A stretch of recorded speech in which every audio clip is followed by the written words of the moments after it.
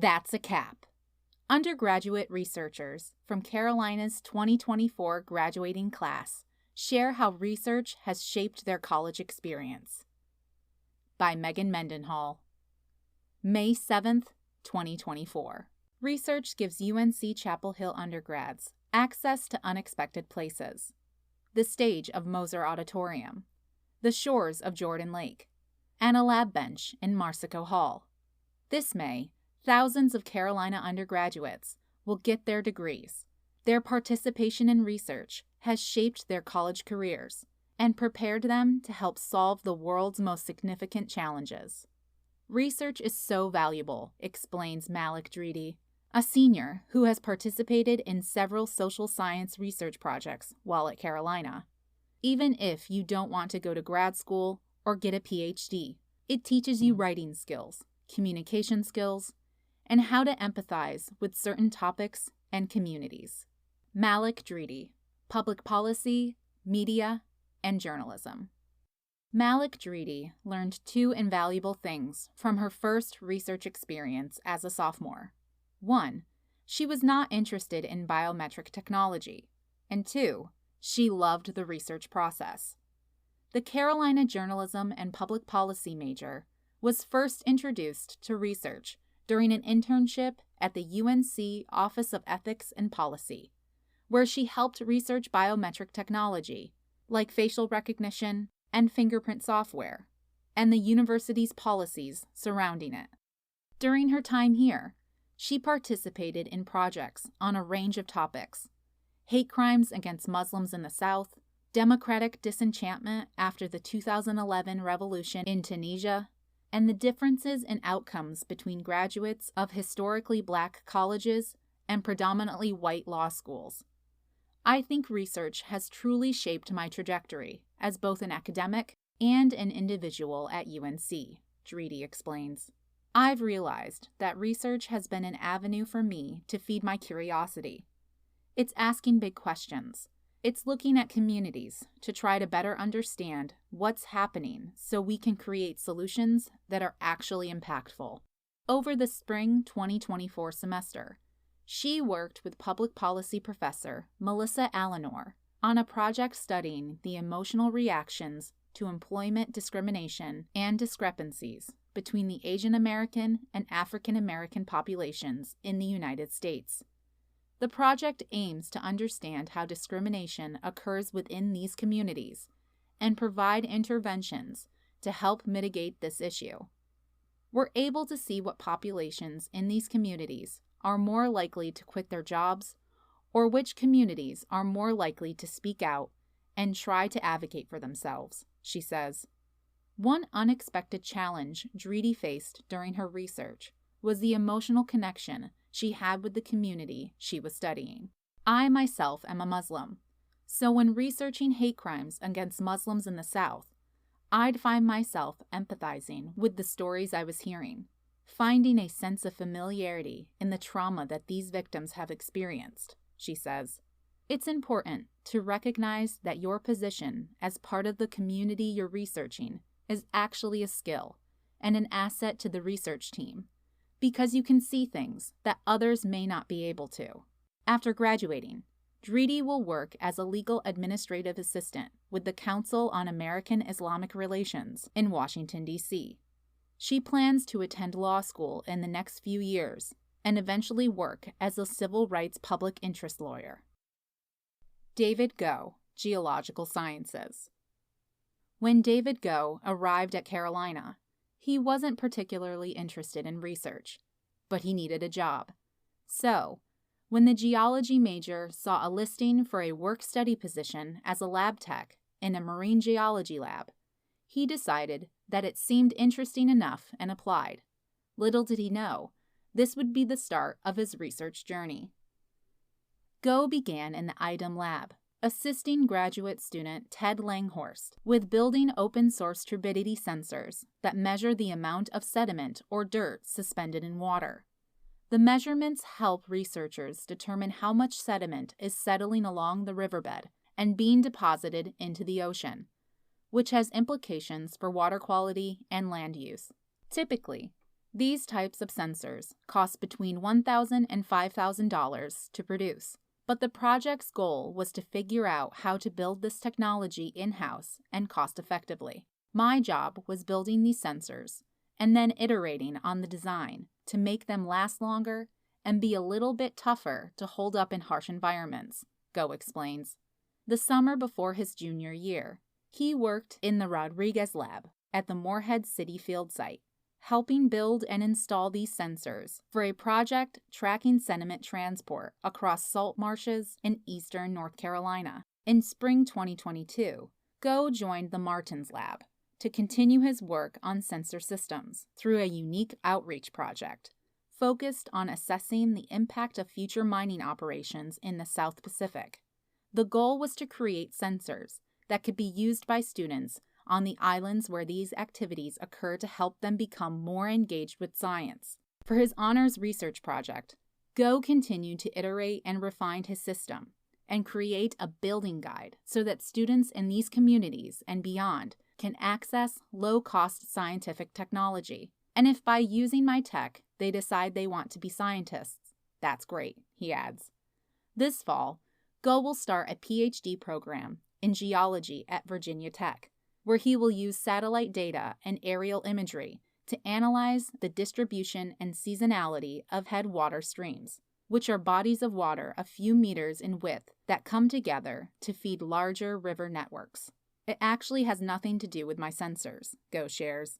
It's going to be all on the computer, and it's a little sad that I don't get to do field work, but it's still really cool research. I'm super excited.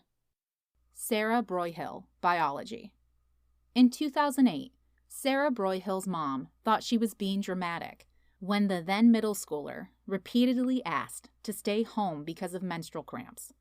I was in so much pain every month, explains Broyhill, now a senior at UNC Chapel Hill. The only way to get rid of the pain was to take a ton of Advil and sleep, and even then, I'd wake up and be in pain again. When she described her pain to doctors, she was told it's normal.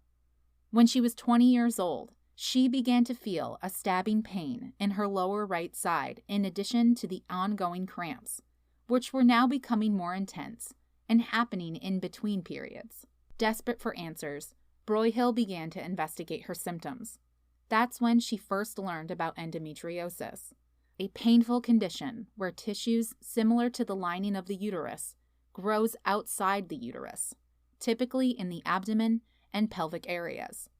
It can cause heavy periods, chronic pelvic pain, and fertility issues. When Broyhill asked her doctor if she might have endometriosis, her concerns were dismissed, and she was denied an ultrasound. Instead, she was offered birth control pills to manage the pain, but was hesitant to take them in case they aggravated her current symptoms. Broyhill fought for an ultrasound. When she did eventually receive one, it showed she had a cyst about the size of a baseball on her ovary and confirmed she has endometriosis. She had surgery to remove the cyst when she was 21. Endometriosis has a huge impact on women emotionally, she says. It's one of the leading causes of infertility. But if you go to any doctor, it can take up to 10 years to be diagnosed. They don't know where it comes from or the best way to treat it. There's just a lot of unknowns. And it's insane that 1 in 10 women suffer from it, yet so little is known about it. This lack of understanding about endometriosis and her desire to make an impact in healthcare inspired her to go back to school in 2020. After a year at UNC Greensboro, she transferred to Carolina in spring 2021. As soon as I landed at UNC, I hit the ground running looking for a lab, Broyhill recalls. I quite literally Googled endometriosis research UNC and found an NIH grant for a UNC research center for endometriosis. I saw who that grant was given to and emailed him. After meeting with Stephen L. Young, who had recently received funding for an endometriosis research center, Broyhill joined his lab to investigate why infertility is a major complication of endometriosis. Previous research shows that a higher expression of a protein called SIRT1 in women with endometriosis might be linked. The hypothesis is that the abnormally high levels of this protein affect the uterus's preparation for implementation. Because the field lacks a model organism for studying this problem, Young's lab uses a 3D model of uterine tissue to understand SIRT1's effects on the cell wall. I feel like this research makes an impact on women like me, Broyhill says. Down the road, if I or other women with the condition want to have kids, it will likely change our lives, which is huge. Broyhill plans on taking 2 gap years before applying to an MD-PhD program, where she'd like to get a PhD in cell biology and continue endometriosis research. Ultimately, she wants to specialize in reproductive endocrinology and infertility. Karina Macaluso, music. Karina Macaluso wasn't looking for a research project. Instead, it found her via her Spotify playlist and led her on a musical scavenger hunt. While listening to music one October afternoon, the UNC Chapel Hill vocal performance student was captivated by an unfamiliar song. The singer's voice was unlike any that I had heard before, Macaluso says. The mesmerizing voice belonged to Connie Converse, a little-known American composer, songwriter, musician, and writer who was active during the 1950s and then mysteriously disappeared in 1974. Intrigued, Macaluso delved into Converse's discography and discovered that, in addition to writing songs for voice and guitar, Converse was also a composer of classical art songs. She had even created a song cycle for voice and piano called the Cassandra Cycle, which tells the story of Cassandra from Greek mythology. After hearing the cycle, Macaluso was eager to perform it, but she needed to find the sheet music first. Through her research, she learned of Howard Fishman, an author writing a biography on Converse. On a whim, she emailed him to ask if he knew where to find the score. To her amazement, he responded with copies of Converse's original, handwritten manuscripts. He also connected her with a producer in New York who was actively working on commissioning a digitized version of the songs. Macaluso then enlisted the help of her music professor, Naomi Andre, to work on the research project with her. Andre agreed, and Macaluso spent her winter break reading Fishman's biography and learning Converse's music in preparation for her performance. It was fun getting to work from the ground up and building my own interpretation from Converse's manuscripts, Macaluso says. The handwritten manuscripts were helpful. You can see all of the little notes that Converse makes for how to perform the song, including tempo markings for how fast or slow you should sing. In March, Macaluso gave an hour-long lecture and recital on Converse's work and performed the Cassandra Cycle. This cycle has really just struck a chord with me, and I would love to record these songs at some point in my career, she says. This fall, Macaluso will attend the University of Colorado Boulder to pursue a master's degree in vocal performance and pedagogy. Rami Darache, Health Policy and Management.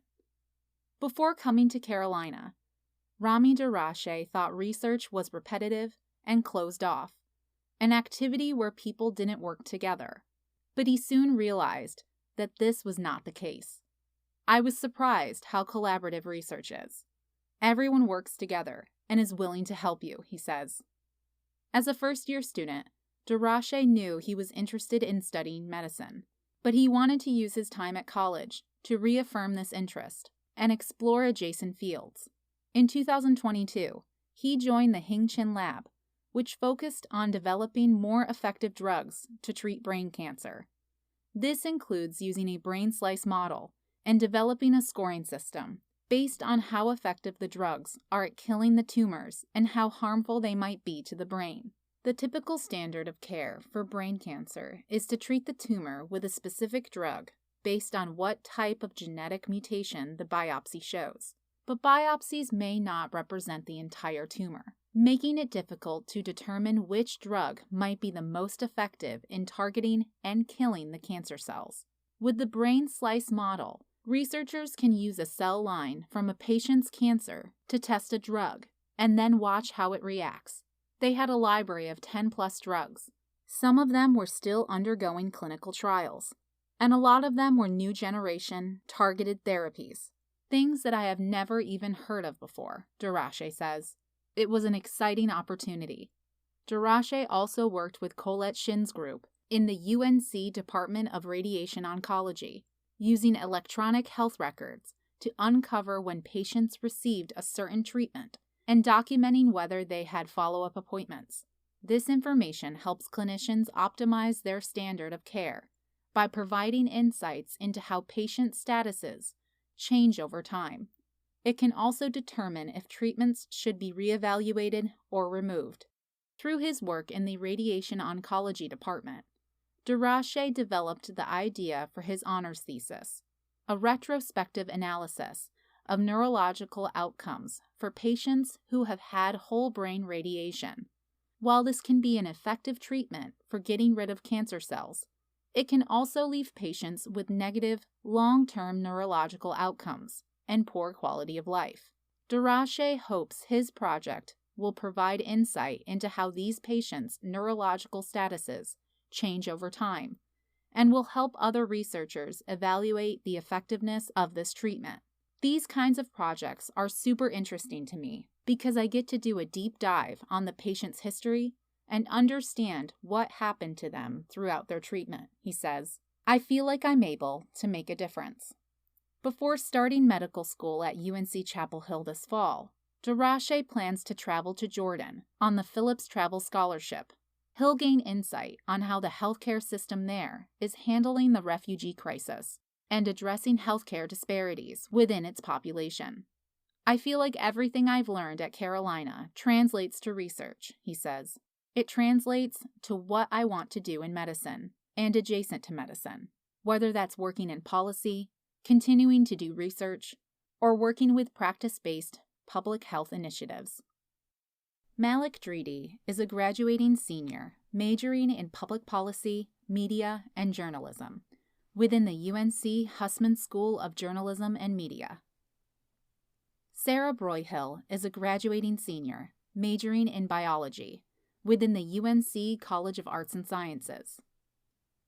David Go is a graduating senior majoring in geological sciences within the UNC College of Arts and Sciences. Karina Macaluso is a graduating senior majoring in music within the UNC College of Arts and Sciences. Rami Darache is a graduating senior majoring in health policy and management within the UNC Gillings School of Global Public Health.